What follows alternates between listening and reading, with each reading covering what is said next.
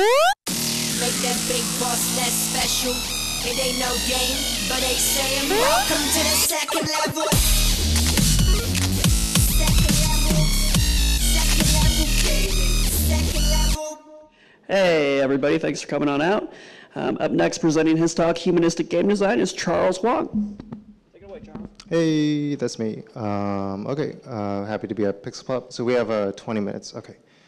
So we have a lot to get through. We have like 40 slides. So who am I? I'm Charles. I work for Scholastic. I also get my stuff covered from doing indie game design, and I also help out at Baby Castles. That means the only thing I get paid for is at Scholastic. But this is all good stuff too. And I'm here to talk about humanistic game design. I did a talk for this at Crafting Intangibles last year. That's online game conference, and I've also spoken in person at other conferences. Like this is my first time doing like an in-person like game conference thing, so that's been pretty cool. And then we're here to talk about this thing. It started in 2014 as moral game design, and I explored 16 different types of game mechanics, framed them as good and bad. They're not really necessarily 100% good or bad, but you can take them as you will. Just like consider them carefully when you use them. So these are elements I like to see less of, things I like to see more of. You'll see this again later. It's a quick summary. So we'll start with things that are extrinsically motivating. That means motivating from outside yourself. So starting with that, there's things that give you a sense of gaining. So a content treadmill is basically something that just gives you more and more content of like some type. So it could be material goods, it could be currency, it could be XP bars, and things like that. You never really feel satisfied from it because you always feel like you want to have more and more and more, and that's not good. And the next thing is sense of gaining, which is, yeah, we have to get through this really fast. The next thing is an overanalysis cheesecake, which is like you're doing like, wow, okay, I'll try to like slow down but also maintain the same speed. So this is about like solving these kinds of like non-trivial mathematical problems that like don't really have any intrinsic value, but like have something to the game that doesn't really add anything to your life necessarily, but is actually just kind of this exercise that doesn't really add anything. And then, so the next thing after sense of gaining is a fear of losing something that's not really valuable. So that could be something like dropping out of letting down your guild members in WoW, or leaving a game in League of Legends, or a fictional character in Animal Crossing leaving you. And then another fear of losing something that's not really worth anything is in-app purchases that like, or login bonuses in in-app purchase games, or like Steam sales. You create artificial scarcity, and that just makes you feel like you're losing something when it goes away, but nothing really changes. It's all digital anyway. It's all, you know, it's all numbers in some computer somewhere. It doesn't matter. The next thing is a sense of gaining and a fear of loss. So things that reward you in a like solidly deterministic way. So it could be like a random number generator, RNGesus or whatever, and then also probabilistic dropping physics, card shuffling in a deck, or email notifications. We got to keep moving. And then what does that result in, having all this extrinsic motivation? It's being addicted. So this is a piece by Mike Fahey where he was addicted to World of Warcraft. And it's important to have these things. It's okay to have these things, and it's okay to indulge a little bit, but you have to balance it out. Otherwise, it becomes unhealthy.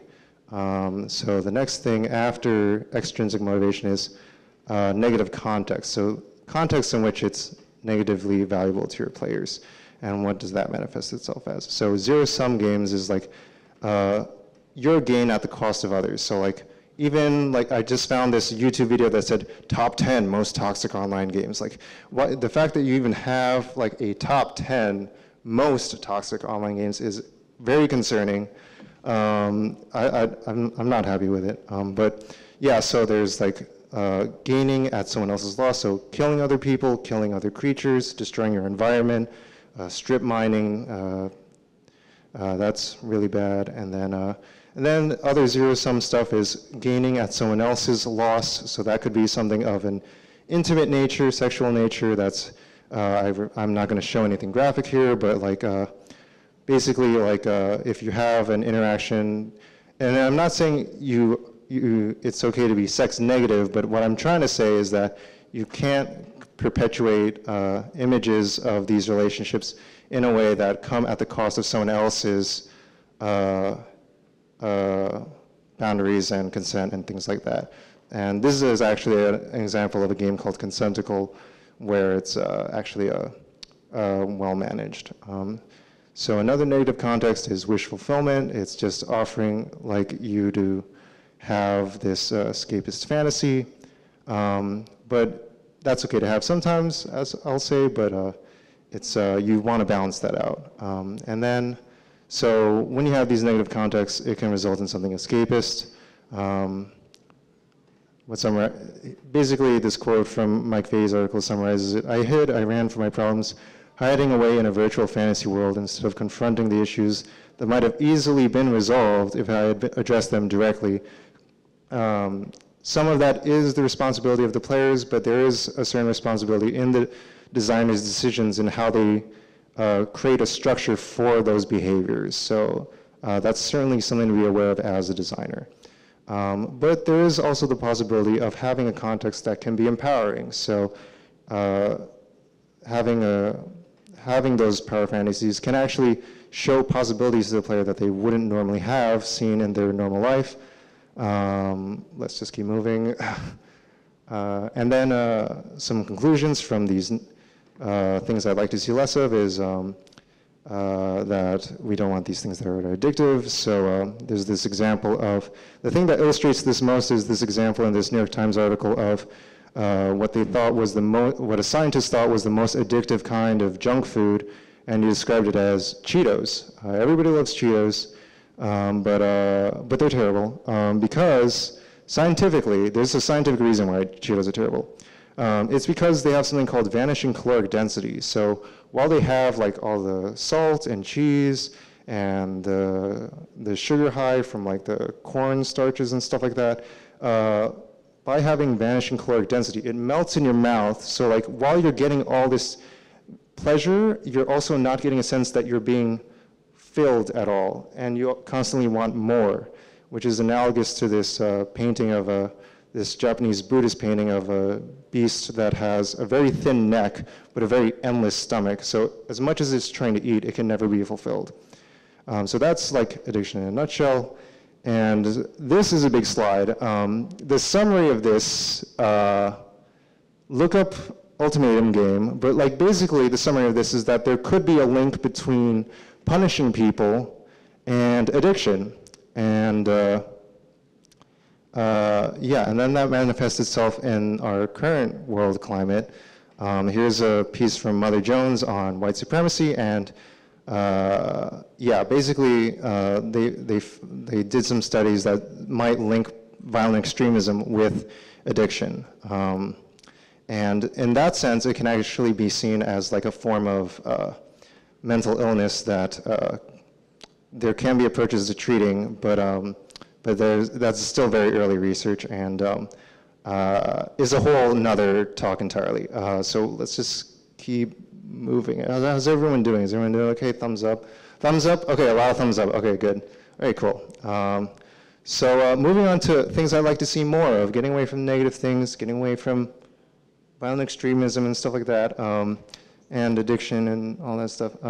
Let's talk about some nice things. So things that create external import, things that actually create things of value in the world. So educational games are self-explanatory. They educate you about something that you might not otherwise know about. So there's approaches to that. There's learnification of games. There's gamification of learning. There's also documentary style games that can also educate about a topic.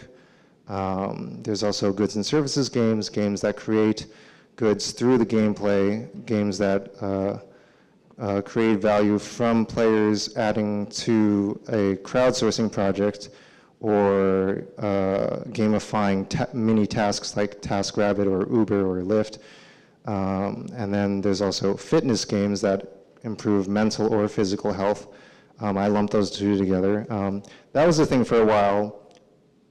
not as much of a thing anymore, but it's still around.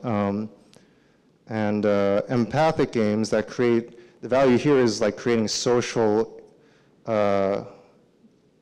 interactions and relationships and experiences. So like that could happen in an MMO like Second Life, or a tabletop RPG game, or Killer Queen, as we see here in the bottom right.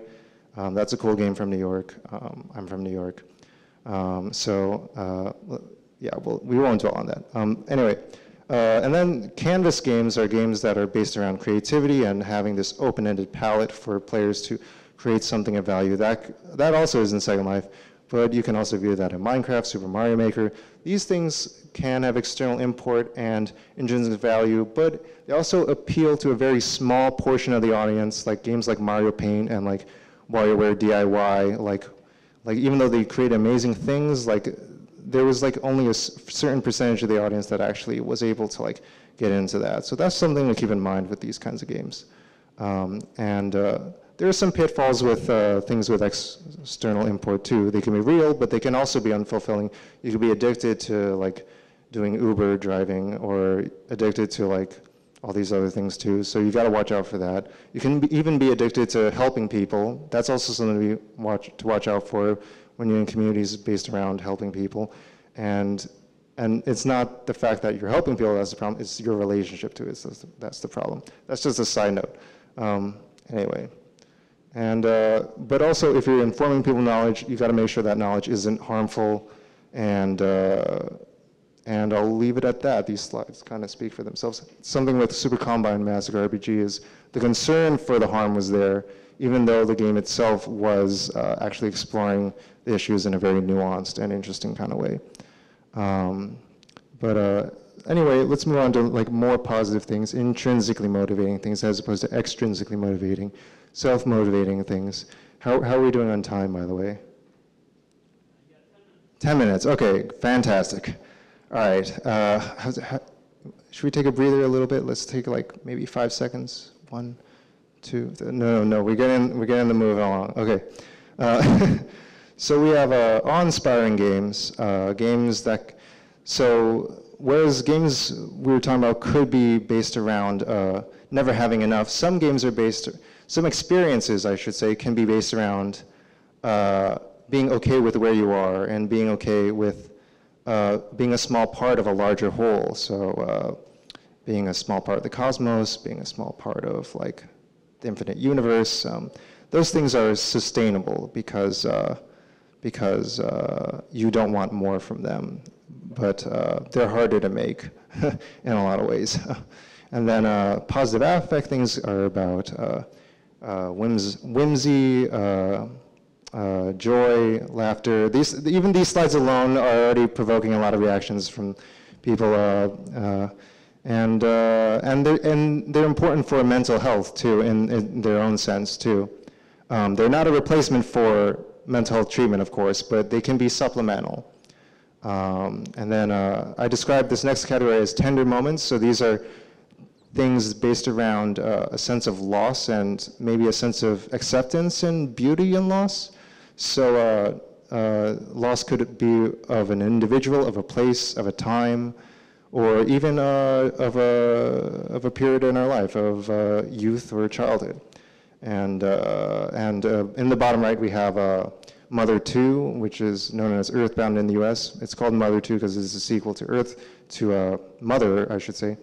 And Mother got its name from a John Lennon song called Mother. And if you want a song about a sense of loss, that's a real one right there. So this next category I described as leisurely games, games that are based around being engaged with very small motions and just enjoying like little, not like big fantastic kind of like gestures and like flashy stimulus, but like very simple stimulus that can be engaging in its own way. Naturally that would appeal to introverts more because of how introverts process things. Extroverts tend to respond to require more stimulus to be engaged, but a lot of games do base themselves around extrovert culture and a lot of stimulus. That could be a whole talk as well. I'm saying that a lot, this talk. But anyway, the high-level end product of what I view as intrinsic motivation is, well, I guess I could just say these two quotes from Kurt Vonnegut and Hayao Miyazaki. From Kurt Vonnegut, he says, "And I urge you to please notice when you are happy and exclaim or murmur or think at some point, if this isn't nice, I don't know what is." And there's this quote from Hayao Miyazaki, "I would like to make a film to tell children, it's good to be alive." Maybe I'll just leave it at that. Another pitfall of intrinsic motivation is that maybe you feel like you're motivated and you're doing something and making a difference, but it can also be kind of a superficial kind of like positive value. So even if you have these like kind of senses of like, oh, I'm making a difference, and like there's this accusation of the Kony campaign of being like very slacktivist, like, oh, I feel like I'm contributing by like tweeting about this and that kind of thing. And I'm merely discussing that kind of perception of that, not, I mean, you could debate on the actual impact of it itself, but I'm just talking about the actual perception that like there could be a sense that what you're gaining from feeling like you're doing something might not necessarily be corresponding to something solid. And an interesting quote by Walt Disney, "If you can dream it, you can do it." It's nice to say, that's not necessarily true. And it's also not even a real quote by Walt Disney. That's the most fascinating thing about this quote. But it actually did inspire people, so maybe I should shut my mouth. And then another pitfall of pursuing your dreams and like making good things in this world is that they could also result in destruction. So this is clips from the 2013 Miyazaki movie, The Wind Rises, where a boy dreams of flying and he becomes an airplane designer, and then he ends up creating the Zero Fighter, which is used in World War II. I have the 5 minutes mark, let's keep moving. And you could say what you will about making nightmares and whatnot. You can interpret that as you will. Let's move on. Here's the slide again. If you want to take a photo of it, I'll give you a couple of seconds. As people rush in for their phones from their bags, you can take a photo. This will be posted online as well. Yeah, feel free. And then, okay, should we go back? Okay, we gotta move. So you gotta take the good and the bad in everything. Killer Queen is based around violence and domination, but it's also based around cooperative team building and communities. Escapism can be escapist, but it can also be empowering and allow people to see themselves in a different way. So there can be things good and bad in every type of game design. And my final conclusion is based off this 2012 talk by this gentleman is Ralph Koster. He did a talk based around these aphorisms about what good design is, bad design is, great design is. And I honestly totally forgotten about this slide when I named this humanistic game design, but in this slide he says, good design embraces human nature, bad design exploits human nature, great design is humane and humanistic. Honestly, that kind of summarizes everything I'm saying very quickly. The final note I'll leave you on with this slide is, and then there is a slide after this actually when I did some last second modifications. Anyway, so it's important to at least have the ambition to do great design, but you have to be also accepting of yourself if you end up doing bad design or even just okay design, as long as you're still in the game, so to speak. That's still a win. And you don't have to always make the greatest thing in the world all the time. And it shouldn't have to come at the cost of your humanity or the humanity of others. So there's this quote by psychoanalyst Adam Phillips: if the art legitimates cruelty, I think the art is not worth having. No art is worth cruelty to yourself or others. That's a fact, and that's non-negotiable. And remember to treat yourself while you're pursuing humanistic game design.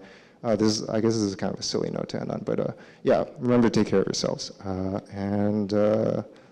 Okay, yeah, I think that's it. All right.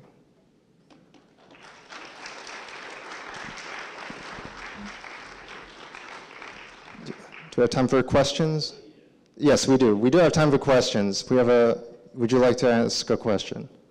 Okay, please ask a question.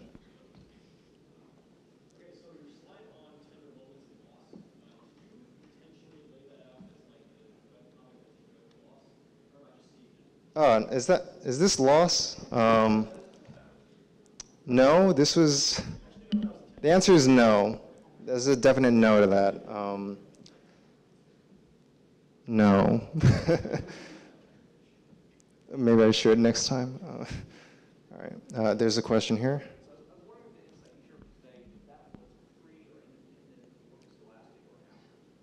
Was this, so the question that, was this original piece of writing done before I was at Scholastic? This was, I mean, when I wrote this in 2014, and that was before I was at Scholastic, and that was like when I was going through this period of like trying to summarize my values in like this big thing, and I did it. And then after that, if anything, me working for Scholastic was informed by me summarizing my thoughts and like seeing, okay, where is a good fit for me? We have 1 minute. Do we have a question? Quick question. If you could name 3 peak experiences that would be worthy of surrounding a game. I mean, peak as in most games are combat oriented. I guess death would be a peak experience. So things that like 3 peak experiences from games. Do you want examples or types of? 3 is a lot to do in 30 seconds.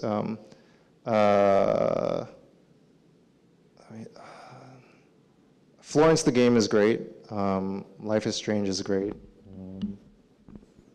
Look at those games to start. I don't know. I can answer afterwards, I guess. Do we still have time? Do we have? What?